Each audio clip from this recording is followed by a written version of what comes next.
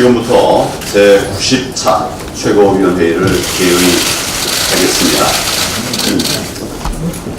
오늘은 6월 호국 보훈의 달에 열리는 첫 번째 최고위원회의입니다. 먼저 숭고한 희생으로 대한민국의 자유민주주의를 지켜주신 순국 선녀들과 해외 참전 용사들께 마음 깊이 감사드립니다. 힘겨운 삶을 살아오신 유가족 분들께도 위로와 감사의 말씀을 드립니다. 국민들께서도 대한민국이 걸어온 길을 다시 한번 되새기면서 나라를 위해 희생하신 분들을 기억하는 한 달이 되었으면 합니다. 그런데 분단 74년이 되어가는 지금까지도 한반도 북핵의 북녘의 처참한 상황은 조금도 나아지질 않고 있어서 참으로 마음이 무겁고 안타깝습니다. 여전히 북녘 땅의 동포들은 기아와 인권 유린에 시달리고 있고 북핵과 미사일로 한반도의 평화도 요원한 상황입니다. 도대체 언제까지 북한 세습 독재 정권의 이러한 반민족, 반평화적 독재를 지켜봐야만 하는지 분노하지 않을 수 없고 무거운 책임감을 느낍니다. 게다가 지금 문재인 정권은 북한 정권의 인권 유린을 외면하고 애써 만든 북한인권법까지 사문화 시켜놓고 있습니다. 북한 미사일 발사에는 한마디 항의 못하면서 대북 제재 완화와 대북 식량 지원에 열을 올리고 있습니다. 호국 보훈의 달을 맞아서 문재인 대통령과 이 정권이 자유민주주의와 한반도 평화의 참된 의미를 되새겼으면 합니다. 대북 굴종 정책을 지금이라도 즉각 중단하고 강력한 압박으로 북핵을 폐기하고 북한 인권을 개선하는 것만이 진정한 한반도 평화의 기름을 명심하여 주시기를 바랍니다. 내일 우리 당 경제 정책의 새로운 경제 비전을 위한 2020 경제대전환위원회가 출범합니다. 제가 당대표에 취임한 이후 경제실정백서 특위를 구성해서 문재인 정권의 경제폭정, 경제실정 상황을 낱낱이 파헤쳤고 참담한 민생의 실상을 담은 징비록도 발간한 바가 있습니다. 이제 2020 경제대전환위원회는 이런 경제실정 비판을 넘어서 우리 당이 국민과 함께 추진할 새로운 경제 비전 그리고 실효성 있는 대안 정책을 실천해 나갈 기구입니다. 각계 전문가와 청년, 여성까지 참여하는 메모드급 위원회로 우리 당 사상 최대의 단일 프로젝트가 아닌가 그렇게 알고 있습니다.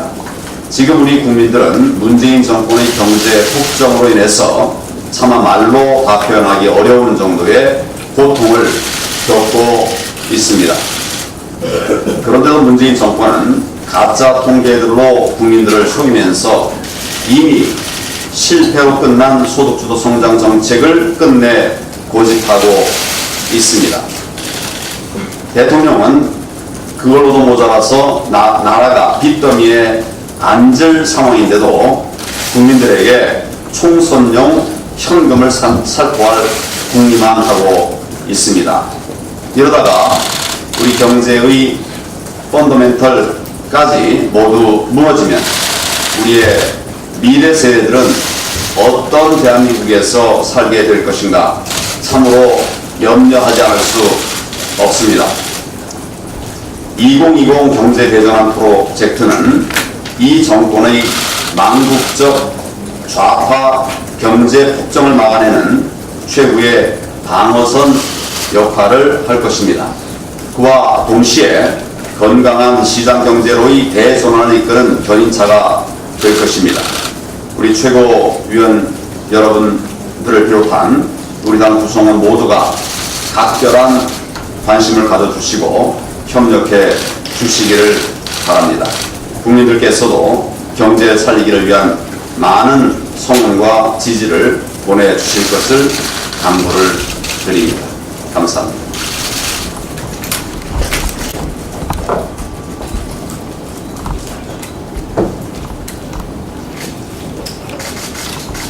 아시다시피 어제 여야 3당 원내대 통일론이 있었습니다. 안타깝게도 좋은 소식을 들려드리지 못했습니다.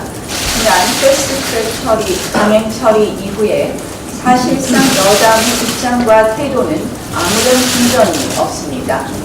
3당 대표가 그나마 해법을 모색하는 가운데 구청객인 청와대가 또 끼어들어서 갈등을 부추깁니다. 언론 보도에 따르면 모 청와대 관계자가 국민들께 많이 혼날 것이라고 했다고 합니다. 이것이 청와대의 야당을 대한 오만과 독선입니다. 청와대가 나설수록 국회의 문이 더더욱 열리지 않습니다. 우리 당 그 누구보다도 국회를 열고 싶습니다. 전국의 책임은 바로 여당이 쥐고 있습니다. 그래서 우리가 여당이라고 말하는 것입니다. 하지만 지금 여당은 야당을 설득하고 회유하는 것이 아닌 오히려 야당의 분노를 자극하고 갈등을 확대시킵니다. 패스트트랙 정국 당시 우리 당 의원들은 모든 것을 정말 걸고 저항하고 막았습니다. 이에 여당은 우리 당 의원 56명의 우리 당 의원 그리고 사무처 당직자 및 부자들을 고발해서 위협했습니다. 게다가 이제 악의적 의도가 없는 발언들도 틈만 나면 물고 늘어지면서 막말 프레임 정당으로 비난하기에 바쁩니다. 또 야당의 행정부 견제 활동을 탄압하는 데 앞장섰습니다. 우리 당이 국무원들과 산불 대책을 논의하려고 한 것도 폄훼하고 무시하고 조롱했습니다. 지금 이것이 야당을 설득하는 올바른 여당의 자세입니까? 말로는 함께 국회를 열자고 하면서 정작 문을 걸어 잠그고서는 무조건 항복하라고 이야기하고 있습니다. 정치인이라면 그 어떤 순간에도 절대 포기하지 말아야 될 가치가 있습니다. 의회민주주의, 자유민주주의의 가치를 붕괴시켜버린 패스트트랙 폭거를 이대로 덮고 넘어갈 수가 없습니다. 다수의 횡포로 운영되는 비정상 국회를 바로잡지 않는다면 앞으로 어떠한 악법 또 어떠한 독재법을 또 밀어붙일지 모릅니다. 그러면 국민의 기본권이 실종되고 신무제 사회가 되고 맙니다. 그러한 대한민국에는 민생도 민권도 없습니다. 민주당 지도부는 패스트트랙 처리 이후에 얼마든지 합의 처리를 할 수 있다는 식으로 말하고 있습니다. 하지만 실제 유치원 3법 패스트트랙 결과를 한번 보십시오. 5개월째 논의조차 안 되고 있습니다. 이대로 묵혀두면 어차피 통과될 법이기에 여당이 적극적으로 논의에 나설 이유도 없어 보입니다. 그래서 다시 한번 말씀드립니다. 패스트트랙 철회만이 민생 국회를 다시 여는 유일한 해법임을 말씀드립니다. 어제 홍남기 경제부총리가 내년도 최저임금 인상 수준이 최소화돼야 한다면서 속도 조절론을 공식적으로 밝혔습니다.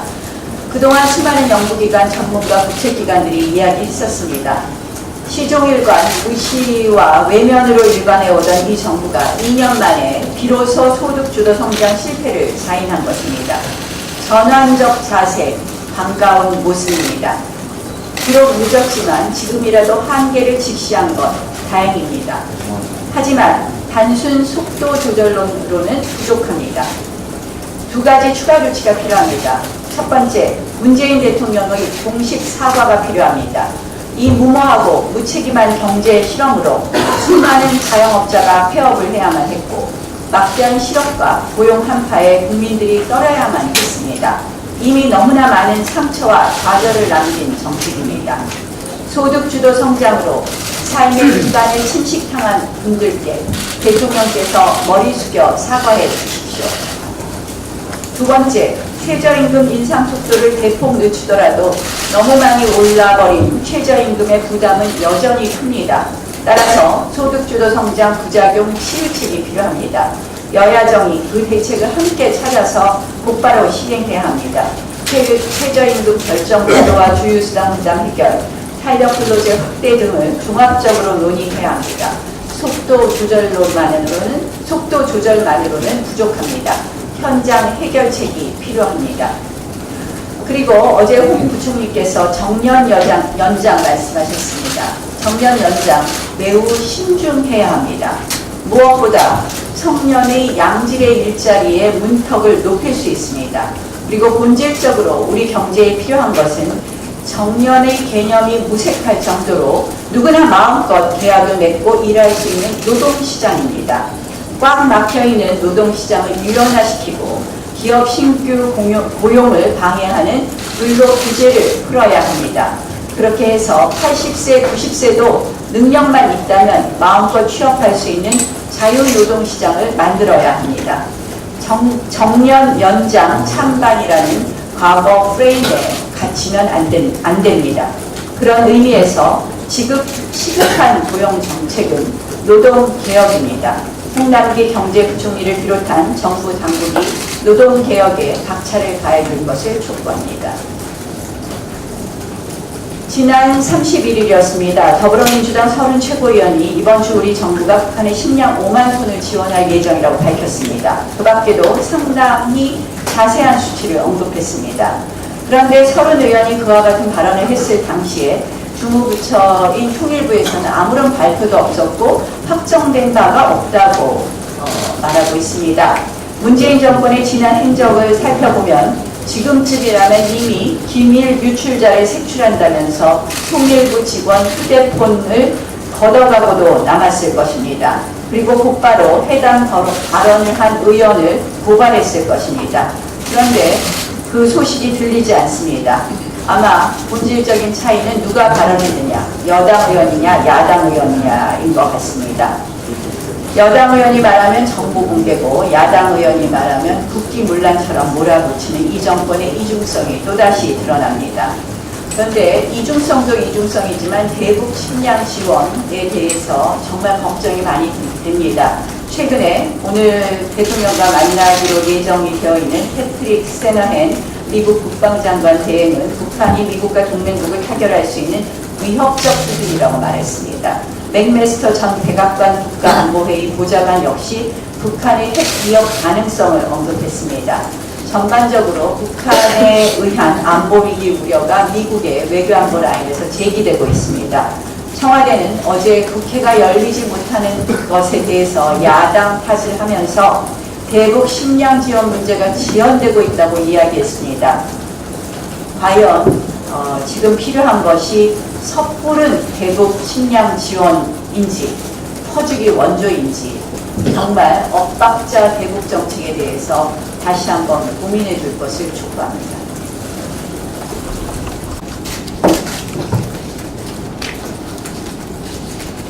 네, 지금 대한민국은 해결해야 할 문제들이 너무 많습니다. 제 국민들의 안전 문제, 경제 문제, 안보 문제, 그리고 외교 문제 등 산적한 현안들이 산더미처럼 쌓여 있습니다.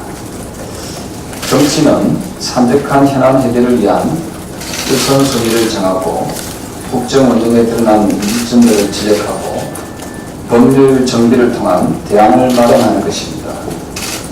하지만 어느 순간 정치가 사라졌습니다. 의회가 사라졌습니다. 여야 가릴 것 없이 정치적 합의나 협의보다는 남탓 공방만 혈안이 되어 있습니다. 국민 여러분께 대단히 송구스럽다는 말씀을 드리겠습니다. 민주주의 국가에서 정치라는 것은 시간적 효율성을 뜻하는 것이 아니라 절차적 합의성이 보장되어야 합니다. 이를 위해 상대방이 동의하지 않으면 동의할 때까지 끊임없이 대화하고 역지사지하며 합의안을 도출하는 것입니다. 이것이 정치입니다. 국민을 통합시켜내고 공통분모를 찾아내는 것이 정치입니다. 이것이 민주주의입니다. 생각이 다르다는 이유로 서로 적대적 관계를 갖게 하고 국민을 갈라치게 하는 이러한 정권을 보면서 또한 반쪽짜리 나라를 또 반쪽으로 나누는 이러한 정치를 보면서 참으로 피를 토하는 그런 심정입니다. 이는 지역감정보다도 더한 분열을 조장하는 그런 행위라고 생각을 합니다. 자유한국당이 국회를 나간 것이 아니라 정치를 할 수 있는 의회가 사라지기 때문에 강화문으로 나선 것입니다. 국회에 협의하고 논의할 대상이 사라지기 때문에 청와대로 직접 찾아간 것입니다. 정치가 사라진 국회는 헌법기관이 국회의원의 역할마저 무력화시키고 있습니다. 상임위에서 반대표를 던질 것 같다며 강제로 사보임을 시키고 제1야당의 정책협의에 해당 공무원이 참석을 거부하는 사태가 일어나고 있습니다. 여기에 강력히 항의해야 할 국회의장은 방조하고 있고 또한 여당 원내대표는 조롱까지 하고 있습니다. 제1야당을 국정 운영의 파트너로 대하지 않는다면 여당 역시 존재의 의미가 급격히 사라질 것입니다. 이미 정치권에서 여당의 목소리는 사라지고 청와대와 그 참모들의 목소리만 남아 있습니다. 야당이 정부의 잘못된 정책을 비판하고 대안을 제시하는 것은 너무도 당연한 일입니다. 여당은 이를 잘 듣고 추서해서 국정에 방영하는 것이 그들의 임무입니다. 하지만 그들은 야당의 목소리는 무작정 정치 공세라며 비난하고 있습니다. 정치적 해결보다는 사법부로 행정부로 그 역할을 그 책임을 떠넘기고 있습니다. 소위 정치를 종합예술이라고 하는 것은 다양하고 복잡한 의견들이 끈질긴 협의를 통해 그 결과물이 나오기 때문입니다. 그것이 정치입니다. 여야 정치권 모두가 정치가 사라진 지금의 의회를 되돌아봐야 할 것입니다. 끝으로 더불어민주당에 당부합니다. 집권 여당으로서 청와대 뒤에 숨어 있을 것이 아니라 정치의 중심에 나서 주시길 바랍니다. 민주주의의 기본 원칙이 합의 정신을 되살려 의회 정치가 살아날 수 있도록 노력해 주시기 바랍니다. 이상입니다.